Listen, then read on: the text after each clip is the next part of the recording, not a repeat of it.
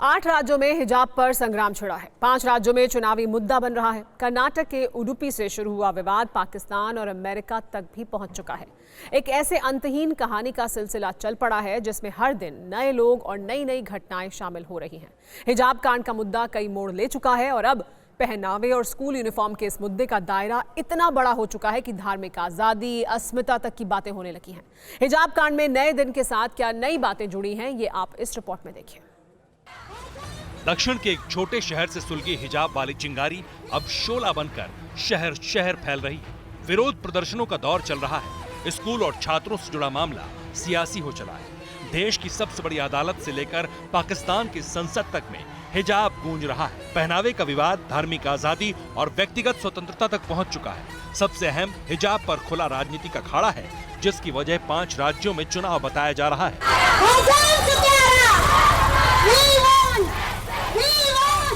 देश कानून से चलेगा। ये कुछ लोग देश में माहौल खराब करके शरीयत कानून को लागू कराना चाहते हैं। कल कोई कहेगा कि हम नमाज पढ़ेंगे, कोई कहेगा कि हम हवन करेंगे, कोई कहेगा हम दिगंबर होके जाएंगे। ये माहौल को खराब करने का काम, और इसके पीछे है कट्टरपंथियों जो देश में इस्लामिक स्टेट बनाना चाहते हैं। हिजाब कांड में कर्नाटक के उडुपी की विधायक रघुपति भट्ट ने एनआईए जांच की मांग करके इसमें आतंक और पाकिस्तान की साजिश का एंगल भी दिया है। प्रतिक्रियाओं के सैलाब में सिर्फ नेता ही नहीं बल्कि अभिनेता भी कूद चुके हैं।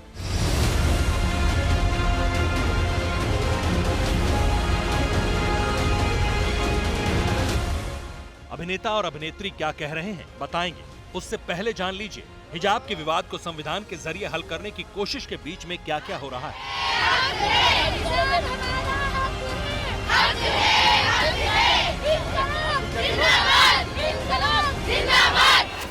जयपुर के अल्बर्ट हॉल पर बड़ी तादाद में मुस्लिम महिलाओं ने हिजाब के खिलाफ पाबंदी पर प्रदर्शन किया और हिजाब पहनने को संवैधानिक अधिकार बताया।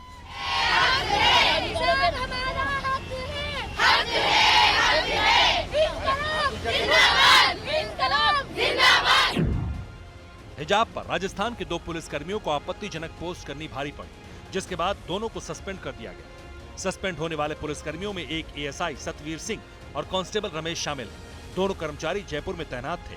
उन पर हिजाब से जुड़ी पोस्ट सोशल मीडिया पर डालने का आरोप है।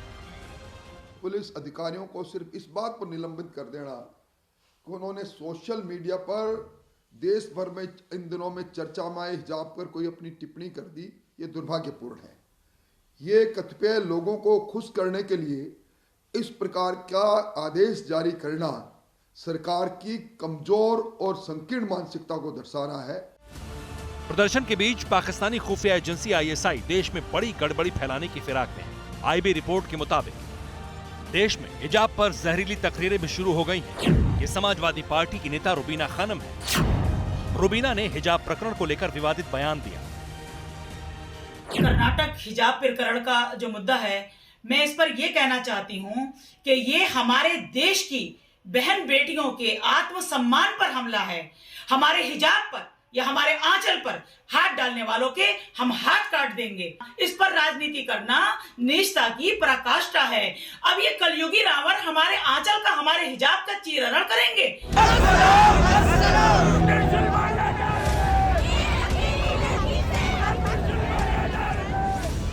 नफरत की ज्वाला भड़काने वाले बयानों के बीच यूनिफॉर्म सिविल कोड पर भी चर्चा शुरू हो गई।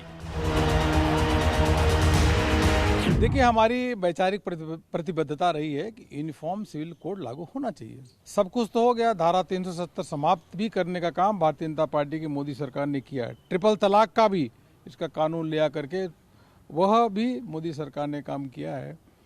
तो अब आने वाले समय में आज नहीं कल तो होगा ही, हमें ऐसा विश्वास है। हिजाब पर हिंदू और मुसलमानों के बीच गहरी होती खाई में सिखों की भी एंट्री हुई। अभिनेत्री सोनम कपूर ने सोशल मीडिया पर तस्वीर जारी की और पूछा कि अगर पगड़ी एक विकल्प हो सकती है तो फिर हिजाब क्यों नहीं।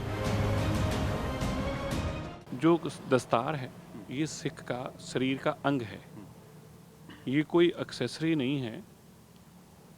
इसलिए गुरु गोविंद सिंह पातशाह जी ने जब हमें ये इतनी बड़ी दात दी तो बहुत बड़ी शहादतों के बाद, साहिबजादों की शहादत के बाद ये इतनी बड़ी दात हमें मिली है। तो मुझे नहीं लगता कि किसी को भी, देखिए सब लोगों के धर्म सम्मानित हैं, उनका कदर करते हैं, लेकिन इस तरह का कंपैरिजन करना ये बेतुका है, बेजरूरत है। और ख़ास तौर पर मुंबई में जो कलाकार बैठे हैं उनका काम नाच गाने का है, उनका काम लोगों का एंटरटेन करना उनका साधन है और उसके लिए उनको पैसा मिलता है। वो देश के ऊपर को उपकार नहीं करते, वो केवल और केवल पैसे के लिए नाचते हैं और पैसे के लिए गाते हैं। मुस्लिम धर्मगुरु भी इस तुलना को सही नहीं मानते। मुझे लगता है कि अब सब कोई भी इस तरह के जो मुद्दे हैं उन मुद्दों का राजनीतिकरण नहीं होना चाहिए और सब मिलजुल कर भारत के निर्माण में योगदान दें, भारत को विश्व गुरु बनाने के लिए सब आगे बढ़ें। इस बीच कर्नाटक से एक और शॉकिंग न्यूज आई है। कर्नाटक के जिस विधायक ने पूरे मामले की जांच एनआईए से कराने की मांग की, उन्हें कुछ लोगों ने जान से मारने की धमकी भी दी है। क्या बातचीत की, क्या बोल रहा था वो? देखिए वो ऐसा इसको कंटिन्यू या तो आपको अच्छा नहीं हो जाएगा, वो करेगा, ये करेगा, उस जान से मारने की भी धमकी दी आपको? नहीं ऐसा नहीं है, ठीक नहीं हो जाएगा, हम नहीं छोड़ेंगे ऐसा। वो सुपरिटेंडेंट ऑफ पुलिस ने प्रिकॉशनरी मेजर्स बोल के भेजा है। अभी इतना चर्चा हो रहा है, ये हो रहा है। विधायक रघुपति भट्ट ने कहा कि पूरे मामले में पीएफआई के कनेक्शन का शक अब पुख्ता होता जा रहा है।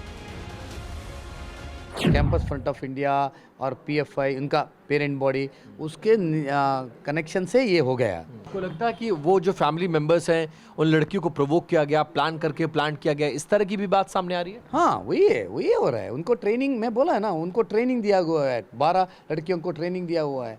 इवन फाइनेंशियल ट्रांजैक्शन हो गया तो मैं हो गया नहीं, होने का संशय है। तमाम एहतियात के बीच हिंसा की खबरें भी आने लगी हैं। कर्नाटक के दावणगेरे जिले के मालेबेनूर कस्बे में हिजाब के खिलाफ व्हाट्सएप पर स्टेटस लगाने पर भीड़ ने एक शख्स को उसके घर से खींचकर पीटा और चाकू मार दिया।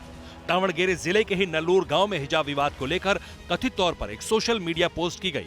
इसी को लेकर भीड़ ने मां बेटे पर हमला किया। ये जो हिजाबी हुड़दंग है और तालिबानी हिस्टीरिया है, ये मुस्लिम लड़कियों की तालीम और तरक्की को तालिबानी ताले में बंद करने की कोशिश है।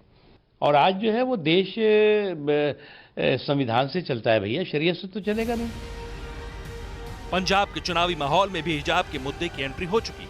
कर्नाटक में हिजाब पर लगी रोक का विरोध करते हुए लुधियाना में मुसलमानों की ओर से एक मार्च निकाला गया।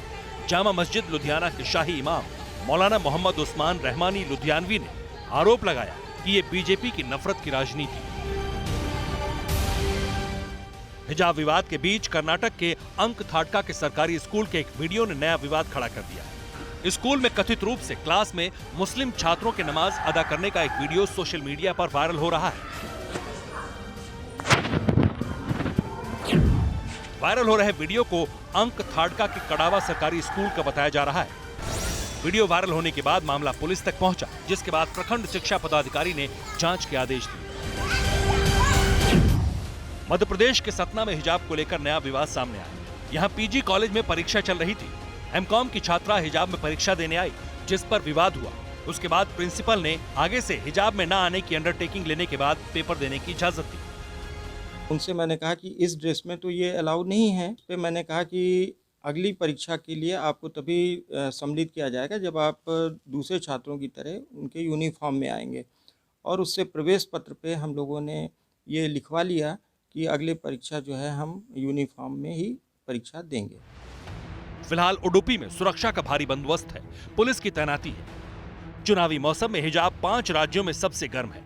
नेताओं के साथ अभिनेता और सेलिब्रिटी भी हिजाब प्रतिक्रिया की लाइन में है। सोनम कपूर के अलावा कंगना रनौत ने हिजाब विवाद पर लिखा, अगर हिम्मत दिखाना चाहती हैं तो अफगानिस्तान में बुर्का ना पहने, आजाद होना सीखें, खुद को पिंजरे में ना रखें। शबाना आजमी ने भी कंगना को जवाब दिया है, अगर मैं गलत हूँ तो मुझे ठीक करें, पर अफगानिस्तान एक धार्मिक राज्य है। मैंने आखिरी बार जब चेक किया तो हिंदुस्तान एक धर्मनिरपेक्ष लोकतांत्रिक गणराज्य था। Bureau report, TV9 Bharatvarsh. परवाह देश की, सोमवार से शुक्रवार रात 10 बजे TV9 भारतवर्ष पर।